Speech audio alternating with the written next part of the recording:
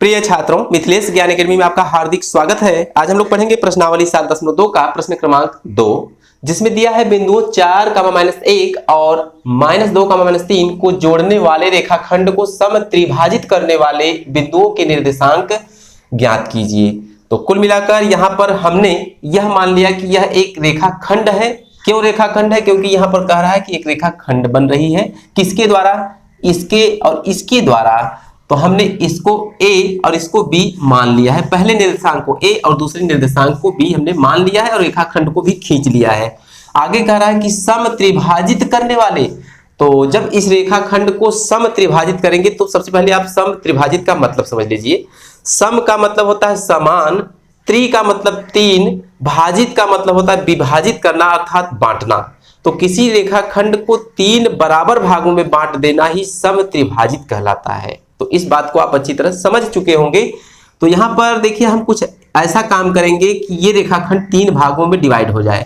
तो एक बिंदु हम यहाँ पर मान लेते हैं और एक बिंदु हम यहाँ पर मान लेते हैं और इसे हम नाम दे देंगे P और इसे नाम दे देंगे Q। तो आप ध्यान से देखिए, ये सब 1, 2, 3 भागों में डिवाइड हो चुका है। कौन? ये रेखाखंड AB।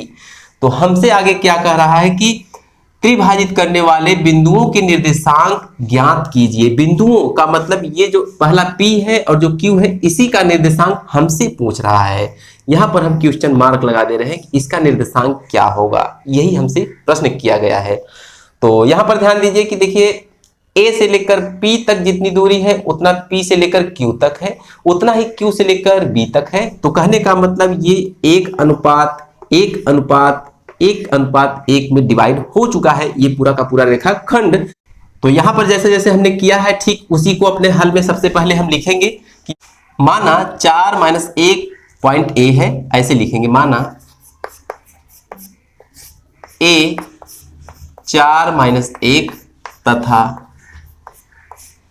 B -2, -3 है। कुछ इस प्रकार हम मान लेंगे। तो यहां पर देखिए A से लेकर B को 3 भागों में बांटा गया है 1:1:1 में, और P और Q इसके 2 डिवाइडर हैं और P और Q का ही मान हमें ज्ञात करना है। देखिए यहाँ जो विभाजित शब्द आया है इसका मतलब विभाजन सूत्र का हम प्रयोग करेंगे, जो हम पिछले क्वेश्चन में पढ़ चुके हैं। तो यहाँ पर हम सबसे पहले लिख देंगे विभाजन सूत्र। देखिए जैसा कि आप जानते हैं विभाजन सूत्र होता क्या है कि x, y बराबर ऐसे हम लिखेंगे। आपको ध्यान से देखना है mx + mx divided by m + m। तो होता है 12 21 बटे 12 का मान लगा देंगे my + my और डिवाइडेड बाय m + m। यहां भी हम लगाएंगे 12 21 बटे 12, इसे हम ऐसे ब्रैकेट में रख देंगे। तो कुल मिलाकर ये फार्मूला आपको याद रहा होगा, नहीं भी याद हुआ होगा तो कोई दिक्कत नहीं, यहाँ पर हमने लिख लिया है। देखिए जब हम P बिंदु का निर्देशांक ज्ञात करने के लिए चलेंगे तब आपको थोड़ा बारीकी से और ध्यान से समझना है कि जब हम P बिंदु का निर्देशांक ज्ञात करेंगे तो हम Q को भूल जाएंगे। हम यह भूल जाएंगे Q यहाँ पर है ही नहीं। तो जब Q यहाँ पर नहीं होगा तो P से लेकर B के बीच की जो दूरी होगी 1 + 1 = 2 हो जाएगी। तो 1 + 1 = 2 हो जाएगा। कौन? P से लेकर B तक। तो यह एक अनुपात हमको मिला है जिसे हम m2 कहेंगे, जो कि ये दूसरा अनुपात है। और P से लेकर A के बीच की दूरी को हम m1 कहेंगे। क्या कहेंगे? m1 कहेंगे, जो कि 1 है। तो यहाँ पर m1 1 मिला है और m2 हमको क्या मिला है? 2 मिला है। यही हमें बहुत ही बारीकी से समझना है। कब? जब हम P का निर्देशांक ज्ञात करने के लिए चलेंगे तब। तो यहाँ पर हम लिखेंगे अतः P के निर्देशांक के लिए। तो देखिए P के निर्देशांक के लिए जैसा कि अभी अभी आपने देखा कि m1 का मान 1 मिला और m2 का मान 2 मिला है। इस बात को आप अच्छी तरह से समझ चुके हैं। और यहाँ पर देखिए x1 4 है, y1 -1 है, ध्यान से देखिए यहाँ, और x2 -2 है, y2 -3 है। तो यहाँ पर हमने x1 y1 x2 y2 सबको लिख लिया है। जैसा कि आप इस फार्मूले को देख रहे हैं, यहाँ पर देखिए इसे हम भुज कहते हैं और इसे कोटि कहते हैं। तो सबसे पहले हम भुज को ज्ञात करेंगे। तो x बराबर हो जाएगा m1 x2 plus m2 x1 divided by m1 plus m2। तो इसी फार्मूले का हम प्रयोग यहां पर करने जा रहे हैं। तो ये हो जाएगा m1 का मान ध्यान से देखिए 1 है, लिख देंगे 1 इंटू x2 और x2 का मान -2 है तो हम ब्रैकेट में -2 लिख देंगे, प्लस बीच में लगा देंगे m2 का मान 2 है, पूरे x1 का मान 4 है, यहाँ पर 4 लिख देंगे और divided by m1 plus m2 अर्थात 1 प्लस 2। तो 2 1 का 2 -2, 2 चौका 8, नीचे 2 1 3, तो 8 में से 2 घटा देंगे 6/3, तो कुल मिलाकर 3 दूना 6 होता है। तो भुज हमको मिला है 2।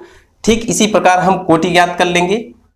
तो y बराबर हो जाएगा m1 y2 plus m2 y1 divided by m1 plus m2।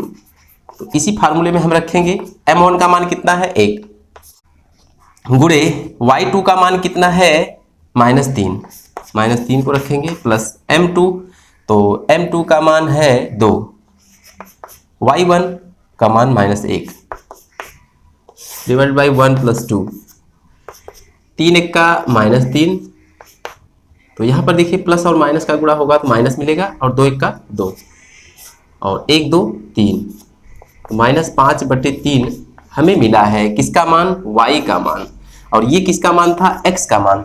तो x बराबर 2 y बराबर -5/3 किसके लिए मिला है, p के निर्देशांक के लिए मिला है। तो हमने p का निर्देशांक यहाँ पर ज्ञात कर लिया है, क्या मिला है 2, 5/3 माइनस के साथ, ये हमने एक रिजल्ट प्राप्त कर लिया है। ठीक इसी प्रकार जब हम दूसरा रिजल्ट प्राप्त करने के लिए चलेंगे अर्थात q का जब निर्देशांक हम ज्ञात करेंगे तो यहाँ पर हम यह भूल जाएंगे कि p यहाँ पर है ही नहीं।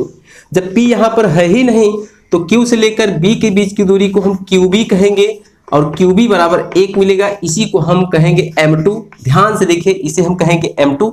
जब यहाँ पर p नहीं है तो 1 प्लस 1 मिलकर 2 हो जाएंगे अर्थात q से लेकर a के बीच की दूरी 1 प्लस 1 अर्थात 2 हो जाएगी और इसी 2 को हम m1 कहेंगे। आपको बहुत ही बारीकी से समझ लेना है इस बात को।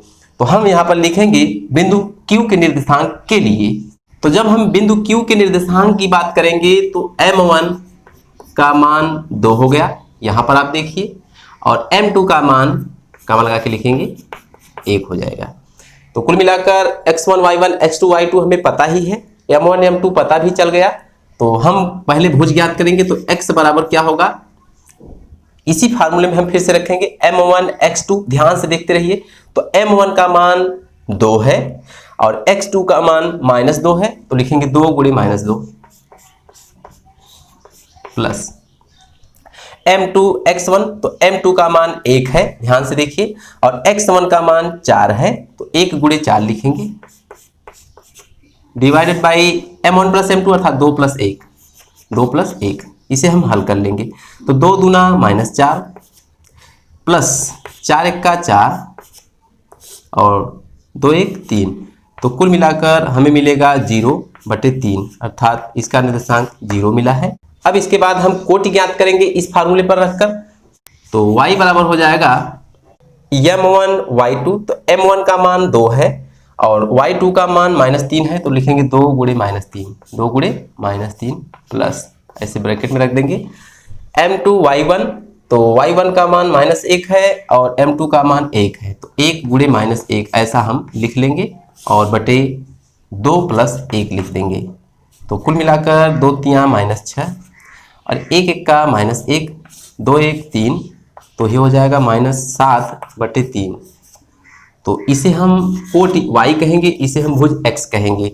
तो q बिंदु का जो निर्देशांक हमको मिला है वो 0, -7/3 मिला है। तो p बराबर 2, -5/3 और q बराबर 0, -7/3 इस दिए गए प्रश्न का आंसर अर्थात हल है। तो आज की वीडियो में बस इतना ही, फिर मिलेंगे अगले क्वेश्चन के साथ अगली वीडियो में। तब तक के लिए धन्यवाद।